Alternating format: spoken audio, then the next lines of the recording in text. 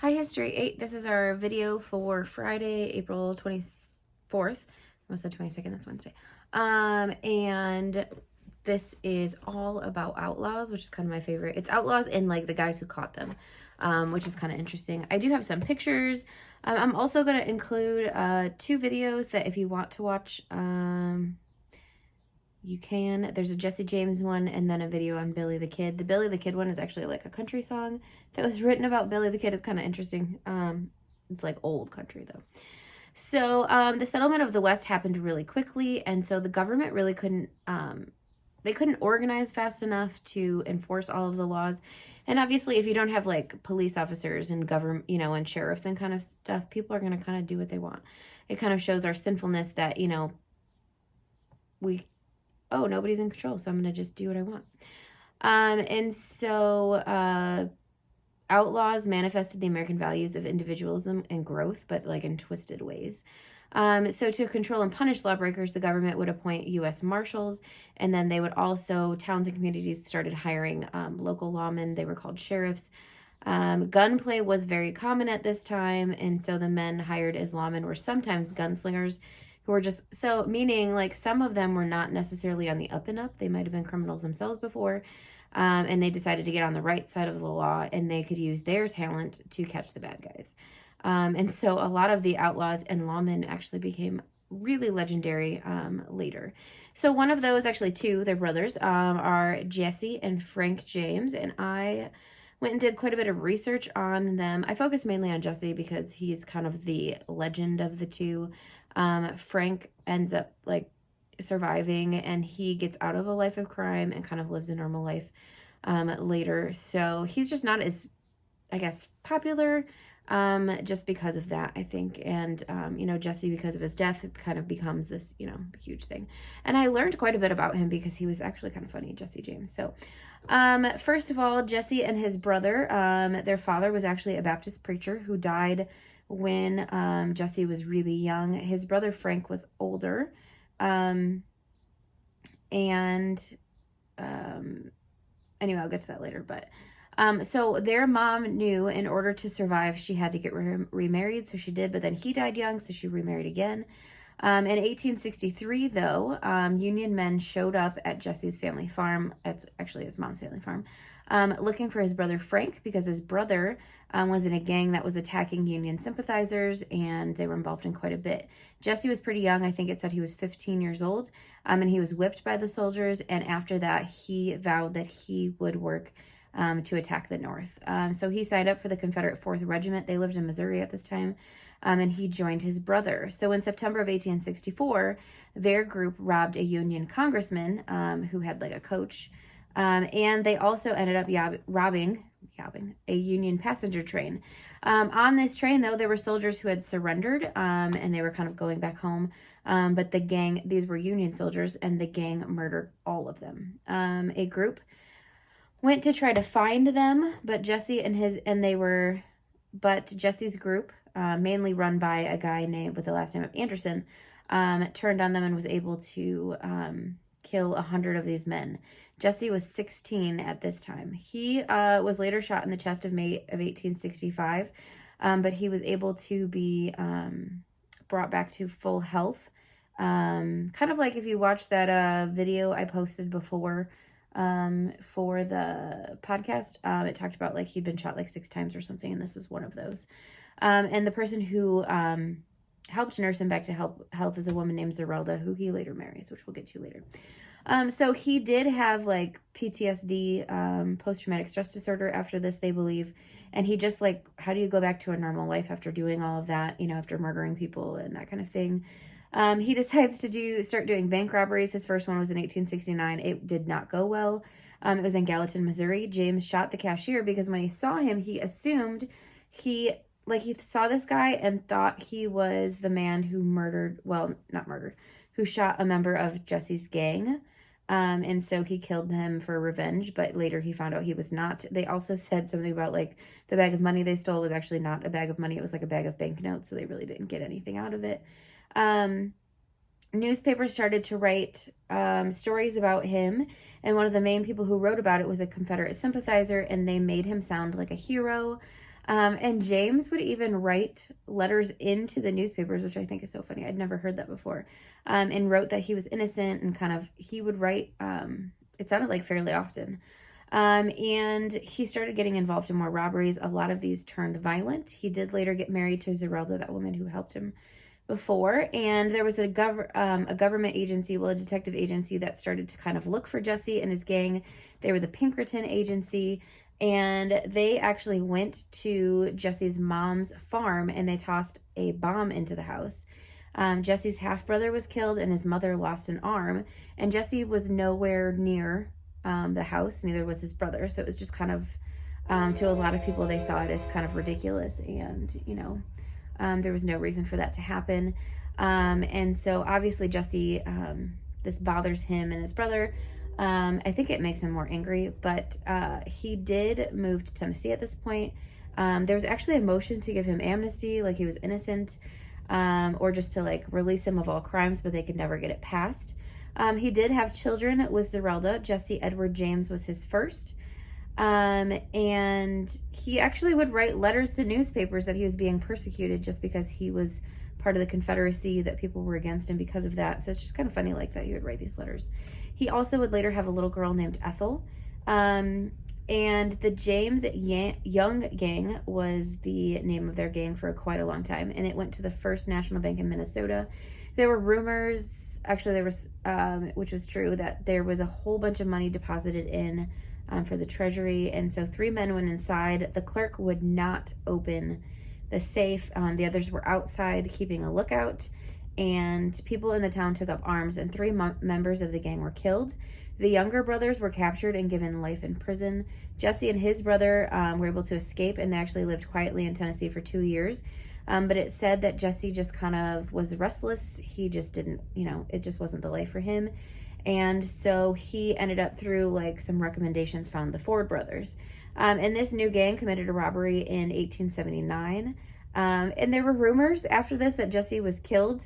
And so he actually wrote a letter to a newspaper that he was still alive. He actually included a photo of himself, but it said they didn't print the photo. I just think that's so funny. Like, he's just very like, I'm here, James and members of his gang became suspicious. So James started kind of getting a little like paranoid and thought like all of the men in his gang were against him. And so he actually killed one, and then they said he was looking for another. Around this time too, there was a book published about him and his brother. And after that, it said there were more robberies and deaths than before. He was still looking for one of the members of his gang, and he actually went and like roughed up a younger member of the Ford family, and the Fords after this were done with him. So in the fall of 1881, there was a meeting between the governor of, oh snap, I didn't write down. I think it was Missouri, but don't quote me on that. And one of the Ford brothers, and he said he agreed to get Jesse James dead or alive. There's a little bit of a scuffle about that at the end. So the brothers went and pretended like they were totally fine, and they worked with Jesse planning bank robberies. They moved into the James home with Jesse and his whole family. And on this one day, I wish I would have written down the date. I'm sorry. I don't know if I have it on here. I don't have it written down. When he was 34, so he's still fairly young. He had taken off his belt with his guns and stuff on it, and he went and like stood on a chair to dust off some pictures, and the brothers drew their guns. It says Jesse started to turn to look at them, and then Bob shot him in the back of the head. It says his wife was home when it happened. She rushed into the room, and it says that he tried to say something to her, but he couldn't get anything out, and then died very quickly after. Charles said his brother's gun went off accidentally. Nobody ever believed that though. Because why are you drawing your gun? Anyway, like, my gun accidentally went off, but why is it in your hand? Jesse was buried at the family farm. His wife had to sell everything. They did say though that they kept the family home as like a tourist attraction. You could go tour it. So Bob Ford, the guy who killed him, thinks he's going to get a huge reward from the governor. Well, the governor, first of all, that's shady. You can't like, pay someone to go murder someone. So he's like, I just said to capture him. I didn't say to kill him. And so Bob was arrested for murder. He did not get any of the reward, but he was later pardoned. So that was a little bit of a, a lot of people always thought he was a coward for shooting him from behind though. And there was even a movie about like the death of Jesse James and the coward And it was just kind of funny that that's how they portrayed him. And that's the story of Jesse James. His brother ended up, after that, getting out of crime and just, you know, lived a normal life. There is a picture of them in your book. Sorry, I don't have a picture of them. There is his brother Frank here, and that's Jesse. So yeah, that's just kind of a little bit about him. I hope you guys like the information on Jesse, because I thought it was pretty interesting. I've always been into the outlaws and stuff. I was going to do 2, and I know there's so much information on him. I didn't want you to have to watch this video for like 30 minutes or anything. So, okay, then the next outlaw we have is Billy the Kid. When he was 17, his name was William Bonney. He becomes known as Billy the Kid. He became involved in the cattle wars in Lincoln County, New Mexico, and he fought for an English gentleman named John H. Tunstall, who became like a father figure to him. There was a crooked sheriff and his posse murdered. Wait. Oh, okay, I get it. Sorry, I read that wrong.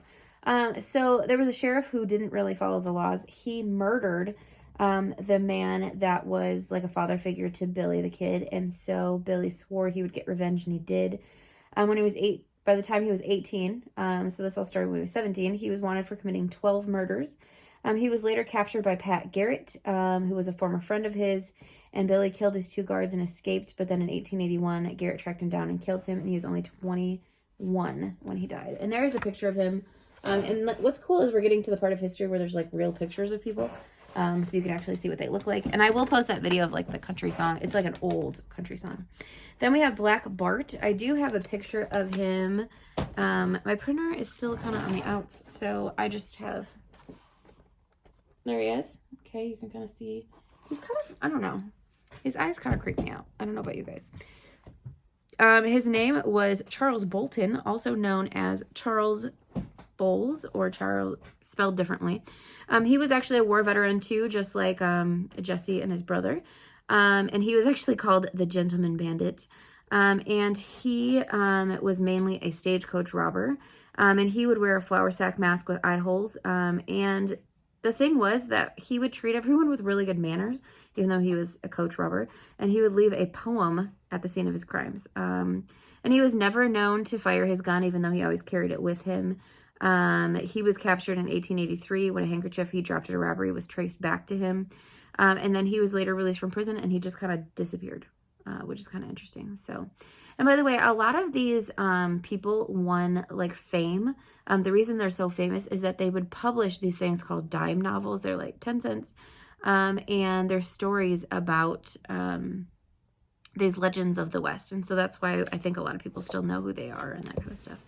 Then we have the Dalton Gang. I have a picture of them as well. I think you guys can see that pretty well. So this is the Dalton Gang. They were a pack of outlaws, and they committed most of their crimes over an 18-month time period. Each of the gang members was like in their 20s. When they were trying to rob a bank in Coffeyville, Kansas in 1892, all but one of the gang members were killed. And actually there are pictures of like their, like after like them, after they were killed at that bank. So you can look it up if you really want to. I don't post it because it's not like gruesome, but I mean, it's like dead people, so I don't post it. There was one survivor. His name was Emmett Dalton. He had multiple wounds. He spent 14 years in jail and then ended up marrying the woman who had waited for him that whole time. They moved to LA, and he worked as a building contractor, a real estate agent, and even a screenwriter. And so he actually like condemned outlaws. He just kind of cleaned up his life. And so he died in 1937 as a respected businessman. So he was able to kind of let go of everything that he did in the past. Then we have Harry Tracy. Now, I have a picture of this guy. I think personally, I don't know if it's just the picture. He's creepy to me. I'll see what you guys think. Like, look at his eyes. Like, creepy. All right, so this is Harry Tracy. He was the object of one of the greatest manhunts in our entire history. He was pursued throughout the state of Oregon, and he could have escaped back to the hideouts in the West, but he seemed to like love being hunted. And so he stole a boat, sailed around Puget Sound, and then he stole a train. He had lunch with farmers and their families. He joined the posses looking for him, which I think is so funny because they probably didn't know exactly what he looked like. So he just kind of was like, "What are you guys looking for?" You know, it's just kind of funny. He called sheriffs on the telephone to tell them he was in town, and he even helped do work on the farms he visited, which is just kind of funny. I don't know why, like, it doesn't say a whole lot about, like, what he actually did, though, which is kind of interesting. He was eventually cornered by a group of farmers in 1902, and then he ended up killing himself. But I wish they would give more information on, like, his crimes, because they really don't say, like, exactly what he did. I guess he's just an outlaw. So then we have the lawmen. These guys were the guys who were trying to keep the West peaceful. Here is a picture of Sheriff Tom Smith. All right, and it says he was the sheriff of Abilene, Kansas before Wild Bill Hickok, which I don't know if we talk about him. Anyway, and he cleaned up the city, and he did it with his fists more than with his guns. And he was very widely respected, but he was killed in 1870 while trying to arrest a homesteader, unfortunately. Then we have Wyatt Earp. I have another picture. Okay, and he was actually disliked wherever he served as sheriff. He, two of his brothers, and some friends killed 3 outlaw cowboys in a famous shootout at the OK Corral. I have a video of this, so I will post that as well, like a video about it. I don't think it's very long, so, because there are a lot of movies and legends about that as well. And it was located in Tombstone, Arizona. The townspeople considered the Earps murderers, so he and his group left town, and he died in 1927. He lived quite a long time. He was 71. So yeah, he just was always thought to be murderers. They were always thought to be murderers because of that situation. Then we have Bat Masterson, and he was really into, like, gambling, so he was not necessarily, like, the best guy. Just so you know, not all of these guys were on the up and up. But he also became a lawman for railroads, and he served also as the sheriff of Tombstone, Arizona, and he did really well at maintaining the peace. Later, he even became a sports writer in New York. And in 1905, Teddy Roosevelt made him a deputy U.S. Marshal. So that's just kind of a little bit about him.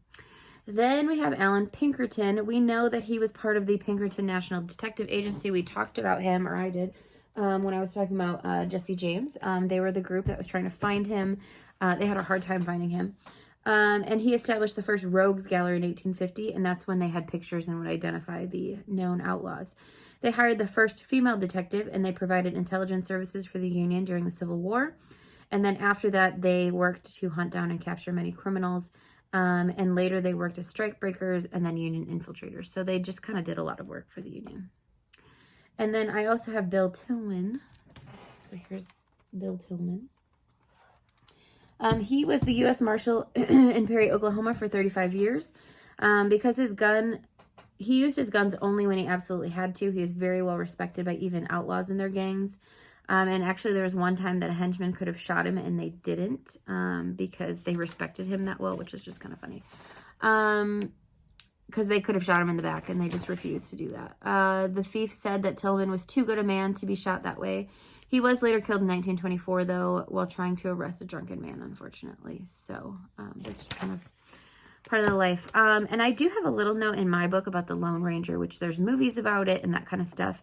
And it says writers of radio drama, television shows, and movies about the Old West created many legends, and one of those is the Lone Ranger. It appeared on radio for the first time in January 1933 and lasted through more than 600 episodes, which is crazy, before ending in 1955. It was so popular, it had spin-off television programs as well. The narrator's introduction and the accompanying music, the William Tell Overture, became fixed in the minds of people all across the country. Hi-Yo Silver, a fiery horse with the speed of light, a cloud of dust, and a hardy Hi-Yo Silver. The Lone Ranger, with a faithful Indian companion Tonto, the daring and resourceful masked rider of the plains, led the fight for law and order in the early western United States. Return with us now to those thrilling days of yesteryear. The Lone Ranger rides again. By the way, I almost forgot. Your code word for the day is... Let's go with James. That's who we talked about most of the video. So James is your code word. I almost forgot. So it says the Lone Ranger's real name was John Reed. He was one of 6 Texas Rangers who chased the dreaded outlaw Butch Cavendish and his gang. Once the gang led a deadly ambush for the Rangers, only Reed, who was badly wounded, survived. Then an Indian named Tonto found him and nursed him back to health. This is the part of that radio show. When the Ranger awoke, he asked Tonto what had happened. Tonto explained all the other Rangers had been killed. He said, "You only Ranger left, you Lone Ranger." At that point, Reed dedicated his life to fighting for justice.